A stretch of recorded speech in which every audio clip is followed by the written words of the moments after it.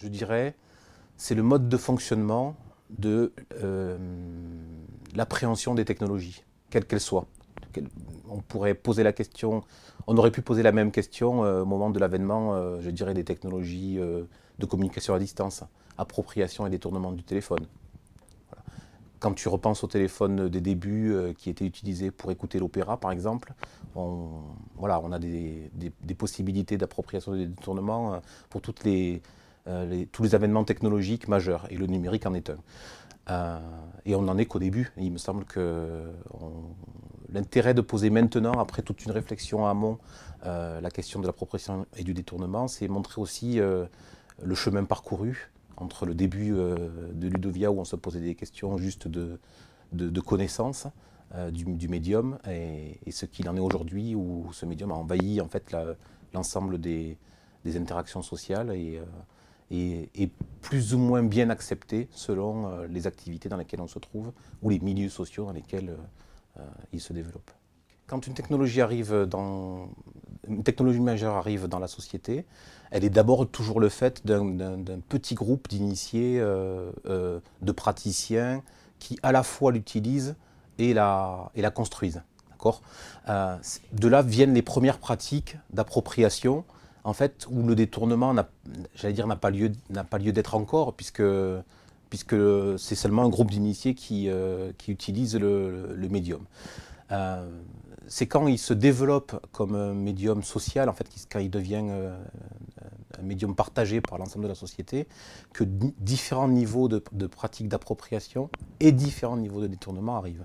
Donc ce que tu décris du côté du hacking, c'est un peu ce qui s'est passé dans les débuts et ce qui continue à se passer par la suite, mais ça ne peut être le fait que d'une population extrêmement initiée à la fabrication, à la construction et à l'utilisation, au code du numérique. Donc en fait, c'est une pratique qui ne peut pas être une pratique généralisée. En revanche, on a des pratiques généralisées du fait de la dissémination des objets numériques, et celles-là, elles dépendent du milieu socio-professionnel ou social dans lequel les technologies arrivent et de la façon dont ces technologies ont un impact sur les pratiques habituelles du milieu.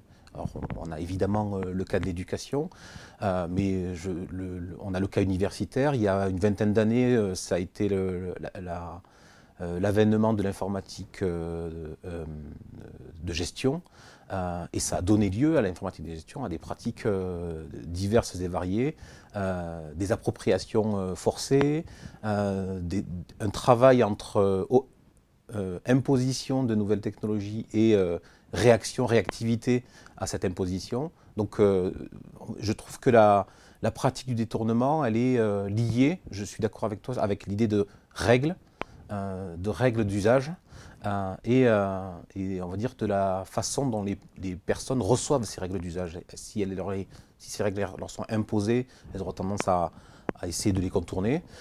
Si ces règles leur servent à améliorer leurs activités quotidiennes, bon, ils vont avoir tendance à l'exploiter. Typiquement, quand on prend le cas du SMS, on va dire c'était une pratique mineure, c'était considéré comme une pratique mineure du téléphone. Et aujourd'hui encore, ça reste la pratique majeure du téléphone portable.